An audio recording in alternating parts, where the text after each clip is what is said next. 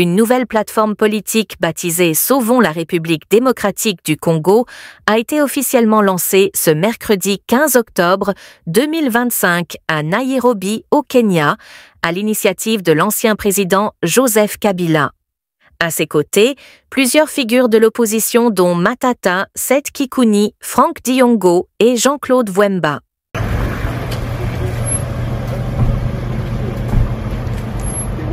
Ensemble, ils ont désigné Joseph Kabila comme président de cette nouvelle structure, qui se présente comme un pôle de résistance politique face au pouvoir en place. Le mouvement se fixe pour objectif de restaurer l'état de droit, d'assurer une paix durable et de stabiliser les institutions du pays. Les membres de Sauvons la RDC ont également dénoncé la condamnation à mort de Joseph Kabila par la Haute Cour militaire, dans une affaire jugée politique par ses partisans. Le verdict continue de provoquer des remous dans l'opinion, alimentant les critiques sur l'indépendance de la justice. Les fondateurs de la plateforme appellent les forces politiques et sociales proches de l'ancien chef de l'État à se rallier à leur cause pour, affirment-ils, redonner espoir au peuple congolais dans un contexte de tensions politiques et sécuritaires persistantes. Vous venez d'assister à la première journée du conclave de l'opposition. Vous êtes parmi les têtes couronnées quand même de cette opposition dans le pays. Pourquoi avoir accepté cet appel et pourquoi avoir répondu présent à ces conclaves? Pour sa part, Matata Ponyo a insisté sur la nécessité d'une opposition rassemblée, capable d'incarner les aspirations du peuple congolais. Pour lui, la division au sein de l'opposition ne fait que renforcer les difficultés du pays. Bon, c'est une évidence. Aujourd'hui, tout le peuple congolais demande à ce que l'opposition se réunisse. Tout le peuple congolais demande à ce que l'opposition s'exprime. Tout le peuple congolais demande à ce que ces revendications soient exprimées au travers d'une voix qui est celle du peuple. Et la voix du peuple, c'est la voix de l'opposition.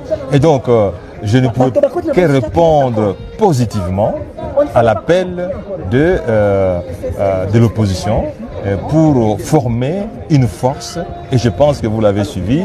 Et tout le monde est d'avis aujourd'hui que la voix de l'opposition, c'est celle qui va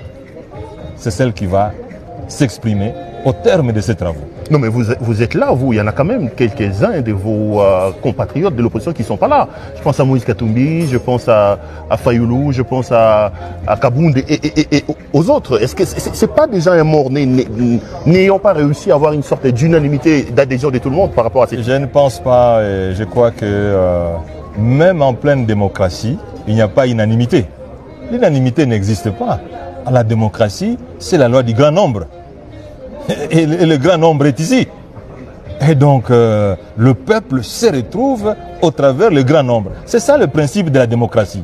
Ce n'est pas l'unanimité, c'est plutôt le grand nombre. Et je crois, Perrault, vous êtes un grand journaliste, vous êtes un professionnel, vous êtes à mesure de dire que le grand nombre se trouve ici. Augustin Matata, peut-être l'avant-dernière question, vraiment, c'est pas tous les jours qu'on vous a comme ça. Vous vous réunissez ici, déjà à l'extérieur, on vous présente comme des opposants à la solde du Rwanda, qui ne condamnent pas l'agression du Rwanda et qui ne condamnent pas la rébellion des Corneilles Nangaa. Quelle est votre position par rapport à ça? Écoutez, quand nous on a critiqué l'agression, mais est-ce que certaines personnes qui sont au pouvoir aujourd'hui ne l'ont jamais fait? Mais ils sont aujourd'hui au pouvoir. Je pense, Perrault, le problème le plus profond n'est pas celui de critiquer l'opposition ou de ne pas critiquer l'opposition. Le problème le plus important, c'est est-ce qu'on travaille pour le peuple congolais? Est-ce que les salaires sont payés? Est-ce que le transport est organisé? Aujourd'hui, on nous parle du taux de change. Mais est-ce que le taux de change est en faveur du peuple ou contre le peuple? Voilà les choses les plus importantes de la vie. Parce que les gens meurent aussi de la faim. Les gens meurent de la malaria. Mais je pense que le plus important aujourd'hui, c'est l'unité du peuple congolais pour voir comment résoudre le problème congolais. Ça sera la dernière question. Vous êtes un ressuscité. On vous a condamné à 10 ans. Ça sera la première fois que vous vous adressez devant les médias. Votre secrétaire général, Franck Chamala, disait que vous étiez emporté, disparu. Je vous retrouve ici à Nairobi. Où vous passez votre exil et qu'est-ce que vous allez dire, première réaction quand même par rapport à... Vous êtes quand même un condamné à 10 ans. Vous êtes un évadé, si on peut le dire comme ça. Vous avez fui votre justice, la justice de votre pays. Pero, vous êtes un professionnel, même si vous n'êtes pas juriste, vous savez que la constitution congolaise réglemente la façon dont une personne doit être jugée, condamnée, arrêtée. Nul ne peut être jugé que conformément à la loi et selon les normes écrites par la loi. Mais j'ai été jugé en dehors de la loi. La Constitution a été violée plus de 50 fois. Que dit la Constitution? Ce qui n'est pas conforme à la Constitution est nul et de nul fait. Donc je n'ai pas été condamné. Je n'ai pas été condamné parce que la Constitution dit que si quelqu'un est condamné en dehors de la loi, c'est nul et de nul avenir. Donc je n'ai pas été condamné. Ah, vous récusez les 10 ans de condamnation là. Mais la Constitution récuse cette condamnation. Donc je n'ai pas été condamné. Ben, je suis content d'être en face d'un ressuscité. Merci beaucoup. De vous retrouver. Merci. Merci beaucoup. Merci beaucoup. Voilà.